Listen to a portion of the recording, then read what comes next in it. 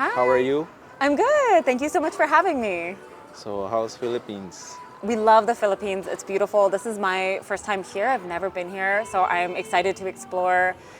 We've been in Manila for the last almost month. We'll have the full schedule on our website on superamericancircus.com. When did you start playing violin? I started playing violin when I was 7 years old, and I've been playing ever since then.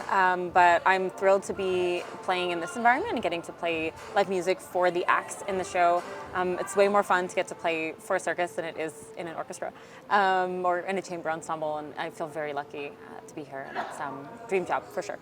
So, why did you choose violin among any other instruments? Yeah, that's a great question. I started on piano and I hated it. I have a tremendous respect for pianists because I did not want to continue my lessons. But then I was introduced to the violin because I was reading all of the Sherlock Holmes stories.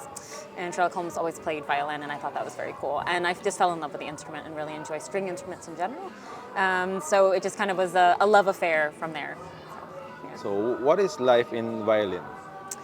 It's a tremendous amount of practice and time alone practicing and working on technique and working on memorization, but also a lot of time working with the artists in the show and getting to learn their act because you're playing for them and creating an environment for them, and so that's really special. So it's a lot of time and a lot of fun and a lot of work. So, what's been your inspiration in taking this path? I have always loved music, and I think I just was always gonna go down this path, whether I wanted to or not. It was just kind of meant to be. But in terms of circus, I feel really lucky. I just sort of ended up getting sucked into circus and playing for circus acts rather than playing in a classical environment because I had friends that worked in theater and worked in circus, and they hired me to play for shows and to write music for shows, and I just fell in love with it. So, and then from there I designed my act, which is the Lunar where I play music in the air, which feels really special and fun and like a nice adventure every day. So, you've been traveling around the world. What's your best experience?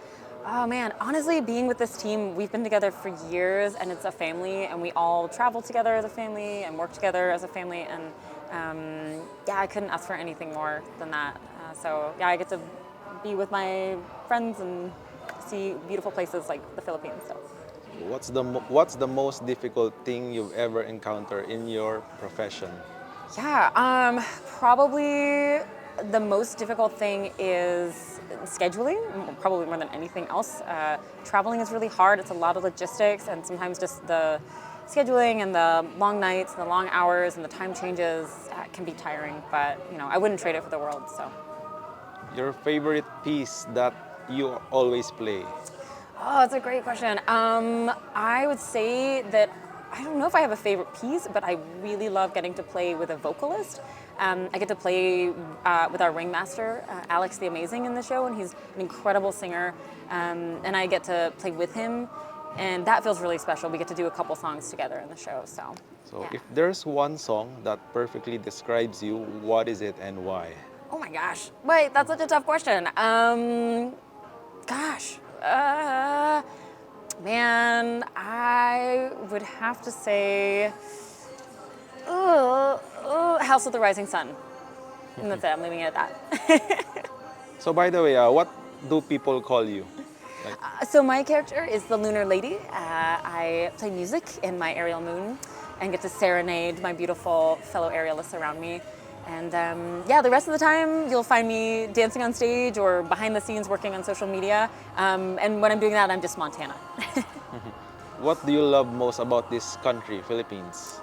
I have been so amazed by the kindness and the generosity and the intelligence and brilliance of the people that we've met here. Like, we've made all these wonderful friendships, and everyone is just so talented and kind, and yeah, so the people really we've really enjoyed.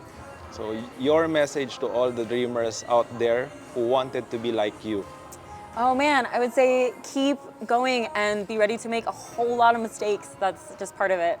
And find good people to be around because they will support you and help you grow and become whatever you want to become.